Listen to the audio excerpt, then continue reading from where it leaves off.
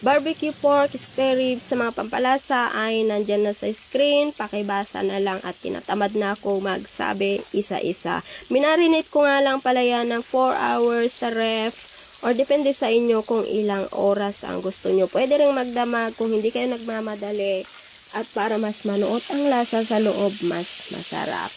So, bago ko nga pala yan binake, ay binarot ko muna sa foil at binake sa 250 degree tag to 20 minutes. 20 minutes ang baliktaran yan. So, pagkatapos ng 20 minutes, tanggalin na ang foil at saka nyo i-bake ulit ng tag to 10 minutes. Baliktaran din po yan ang pagbe-bake. Pero bago yan, bago nyo i-bake sa tag to 10 minutes, ay pahiran nyo muna yan sa natitirang sauce para magkanyan, para maging matingkad ang kulay.